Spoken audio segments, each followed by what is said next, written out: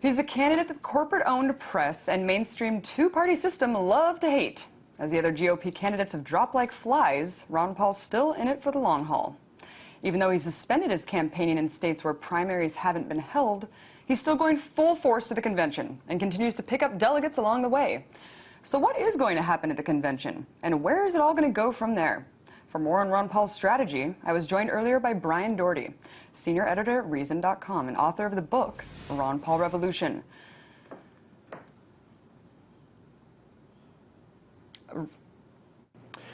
It makes sense that he's not going to spend a lot of money he doesn't have, buying ads or sending his body around to these primary states. Though I do think as a PR move, the announcement was perhaps a little misguided because it was spun by all too many people in the media as Paul drops out and as if the Ron Paul story is over. But it is very much not over. Even this weekend, the state of Minnesota is having the convention where it picks its delegation to the national convention, and it looks almost certain that Ron Paul is going to win that state as well. That'll be his second state he's winning. He's looking good in Louisiana, Iowa, and Missouri as well, and he is going to come into that convention in Tampa not just a fringe candidate, but a strong number two to Mitt Romney, the last competitor standing, and his libertarian wing of the party is going to make a splash, and they're going to tell the Republican Party, look, we are here and we cannot be ignored. So at this point, it's more of a symbolic gesture to kind of show their force and really create this division within the GOP to say, hey, listen to us. We obviously have a lot of pull, and we're a strong force to be reckoned with. But what do you think it's going to do to the GOP divide? I mean, you have the neoconservative, this archaic neocons on the right, and this extreme divide with these new libertarian Ron Paul supporters. I mean, what do you think is going to happen there? Yeah, I do want to say that while it is symbolic, it is not just symbolic, because another thing the Paul people have been doing, not just racking up delegates, but also having their people take over positions of authority within state party structures.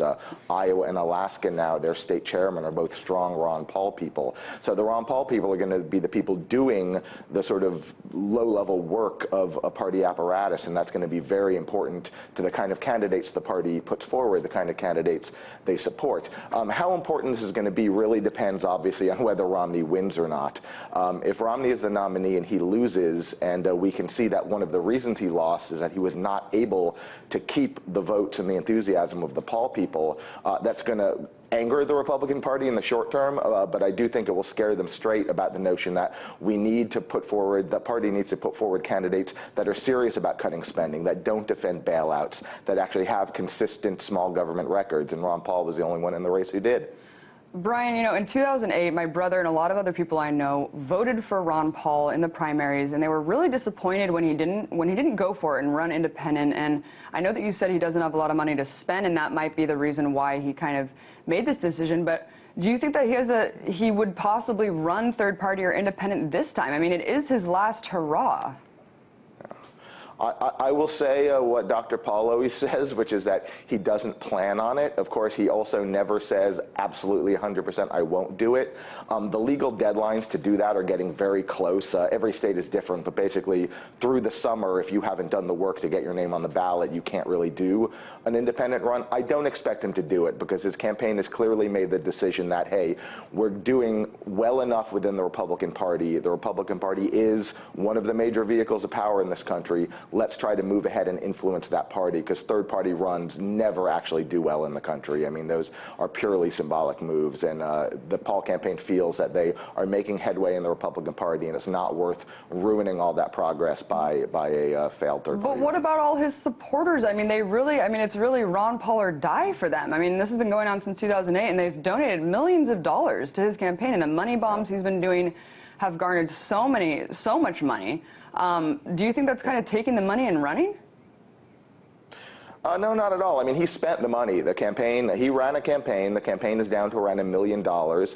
It is worth pointing out that he raised nearly as much as both Gingrich and Santorum combined. His people are the giving people in the Republican Party. And if he wanted to raise more, he could. And his people are going to be extremely disappointed, obviously, that Ron Paul is not going to end up being the nominee. And Mitt Romney cannot count on winning their votes. My prediction, people talk about where's the Ron Paul vote going to go, as if the Ron Paul vote is a thing that has to exist. In fact, the Ron Paul vote was created by Ron Paul, and without Ron Paul, I'm going to guess that more than half of it is going to dissipate. They're going to continue being active in politics, but they're not necessarily going to cast their vote for a presidential candidate. What about the delegates at the convention, though? To sum this up really quickly, I mean, he's already come out and said that he's not going to endorse Gary Johnson, and he's kind of held off on saying his endorsement for Mitt Romney, which I find strange. But I mean, what do you think the delegates are going to do once they're there? I mean, they're going to vote for Ron Paul.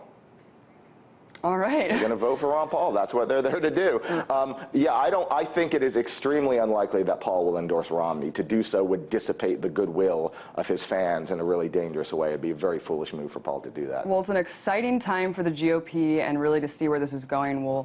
It's great that there's a change and a shift of policy, and we'll definitely be keeping an eye on it. That was Brian Doherty, senior editor of Reason.com and the author of Ron Paul Revolution, the man and the movement he inspired.